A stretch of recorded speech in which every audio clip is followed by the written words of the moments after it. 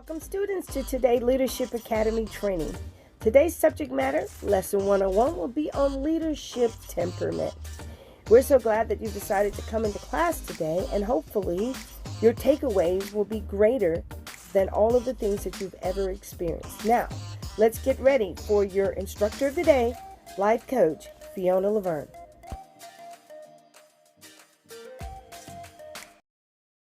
And those three managerial styles look like this. Either you're operating, and you can operate not all at the same time. Either you're operation as a general manager, a functional manager, or a frontline manager.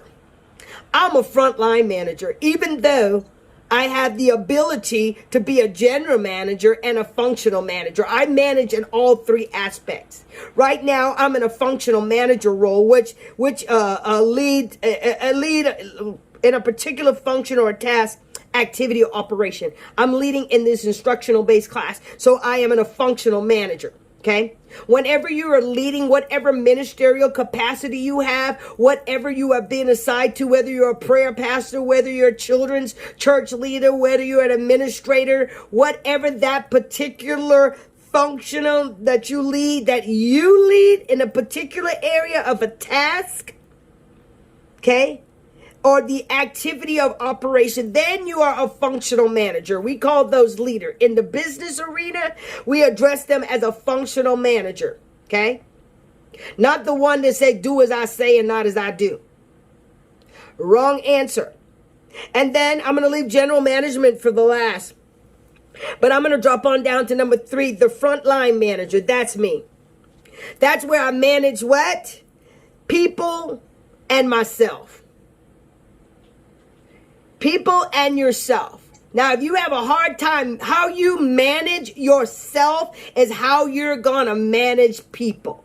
If you're not time sensitive, if you are not excellent motivated, if you are not responsible in those areas as a frontline manager, as a servant leader on the front line, you are going to make people's lives miserable.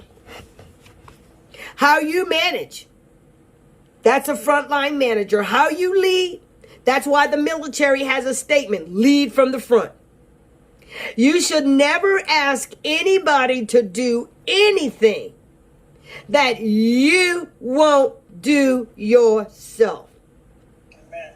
As a leader, you cannot put people as functional managers over things and do not be a participant. Let me break it on down.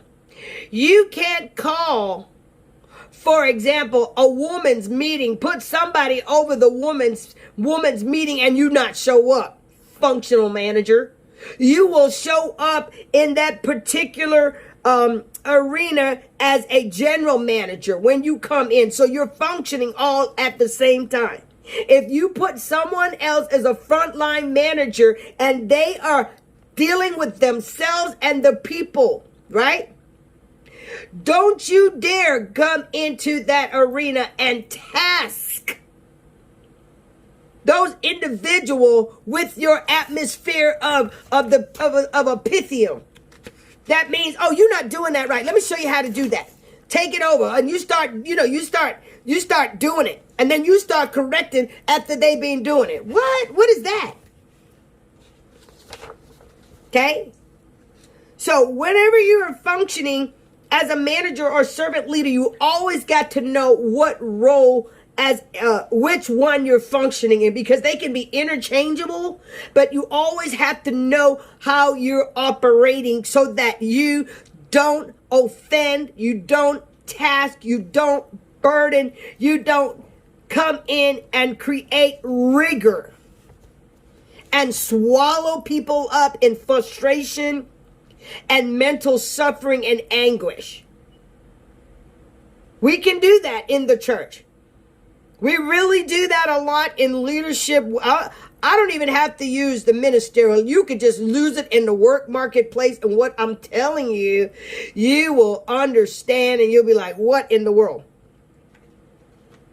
So when you're in the general manager or you are over, like a pastor, a minister, or you have been assigned a particular administrator, whatever it is, prayer pastor, whatever, children's ministry, director, Sunday school, it doesn't matter, praise and worship leader. Whenever you are in a general manager over the organization, right, you are responsible for the overall performance of that particular thing. If it fails, you fail. Hello.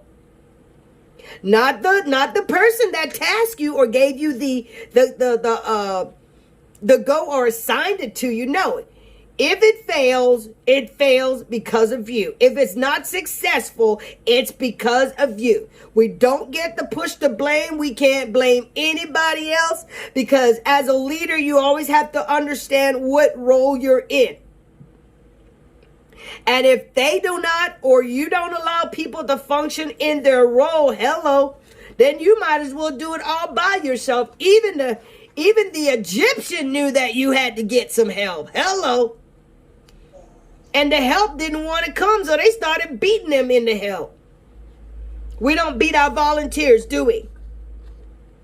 No, you ain't supposed to. No, we don't. You're not supposed to, but we don't. They are volunteers. They can, and there's no such thing. The military had a crunch on us. We were voluntold.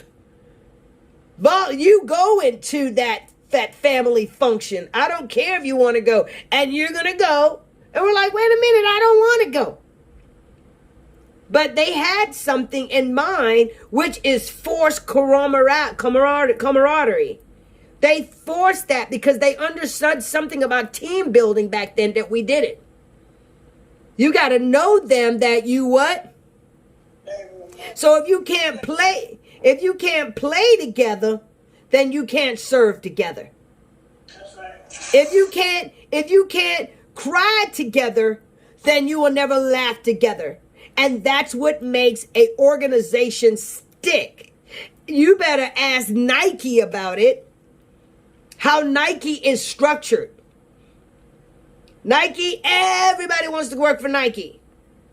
Because Nike understood the idea of corporate and team involvement and idea transferring. Okay? So very quickly, let me tell you what are some of the role as a manager in building the kingdom of God, okay? Number one, you have to be an ambassador for Christ. Be the source of inspiration. You are the source. Oh my goodness. I want you to say source. You are the source. That means people have to come to you to get the living water. If they come to you and all they get is contamination, men and women of God, it is not good. You and I have an obligation on a social and a legal and a personal level. We have a responsibility, right? Because of the authority of Christ to be a good leader. We are ambassadors for Christ. Can somebody put a big old red carpet in front of you, give you a nice Lamborghini, and have put a chauffeur in you and say, drive? You are now the ambassador for the United States in Switzerland. I bet you'll act a certain way, won't you? So when we are ambassadors of Christ, we've got to act like that. I don't know where that idea came that we can act any old way. You are an ambassador leader of Christ with the authority of Christ. You have the ability to slay demons. You have the ability to cast down. You have the ability to speak a word and things transform. You have the ability to move a mountain with just a grain of faith. But yet still you are not a source of inspiration, and you are not that ambassador for Christ. Ouch. And even a king in a palace has to get somebody to show him how to act. Normally, royalty doesn't show royalty how to act. It is the servant that is the subject matter expert that teaches somebody how to speak, how to walk, how to talk, how to carry themselves, how to groom themselves. Normally, it is a servant that does that gets none of the accolades. But when that person comes in public, they are polished. But it takes more than one person to add to that, what? That kingly or that authoritative person to make them who they are. And we have to understand that a man that is an island unto himself is a lawless person. Rebellious. Nobody can tell you nothing. You are a law into yourself. And the greatest law of sin is do thy own will. I. Because that is the mantra of Satan. I. Without God. Y'all, I'm teaching today. Okay? What is the role of a manager? First of all, we talked about being an ambassador to Christ. Second of all, being that leader, you have to provide leadership by what? Example. If you take shortcuts, whoever you are, that's what you're going to produce. As a leader. Why? Because you've given the authority by God, not anybody else. You've been given that authority by God to be in front. That's why you can't argue with your husband. That's why you can't beat him down. And that's why we have trouble and strife in our marriage, because we are out of order. That is why you cannot usurp authority from God's leader. Whether they act like a leader or not, they are God's leader with God's power and God's authority to lead. Now, this is just a sidebar, and I'm going to get right back on track because we're talking about leaders. A man is being called to lead women. Learn to keep your mouth shut and stop telling them what to do every second of their steps. The only reason why they keep their mouth shut is because they don't want to be in the bed alone every night. Hello. I know I'm speaking the truth. That's a sidebar. But even the Bible addresses that. Says your body is not your own. And the only time you are to withstand is when you are in fasting and praying. Hello. But if you learn that leadership, you can still know everything, but don't be a Pythian or a Ramses attitude, stripping the person of authority. Because if you strip your husband, you will strip the ministry, because it's out of order. Okay, now I'm getting back on track. Leadership. Provide by example. You manage your performance. How you perform. You know when you got that in and amount evaluation. Oh, you be on your P's and Q's for the first month. You were to work on time. You dress the dress code. You yes ma'am and no sir. You follow the SOP, but let some time go by. And your performance, a year performance evaluation on you. You don't think God does a performance evaluation? Some people don't even know how they perform because they don't get an end of a year performance evaluation. For those who are in military, I'm telling you, class, you are getting a counseling statement. You're going to be counseled on what you need to improve on. You're going to be counseled on where you default at. That's why it's a measurement role of how you are to get to the next level. If I don't give you a measurement, or God doesn't give you a measurement standard, you'll keep doing the same thing, getting the same results, and acting like a fool. That's right. Come on. I'm telling you, if you want change, you become the leaders. You manage your performance.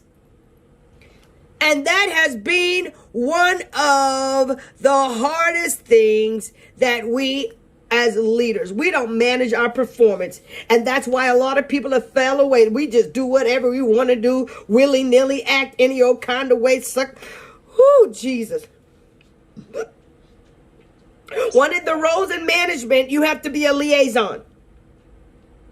In order to be a liaison, you have to be able to communicate effectively.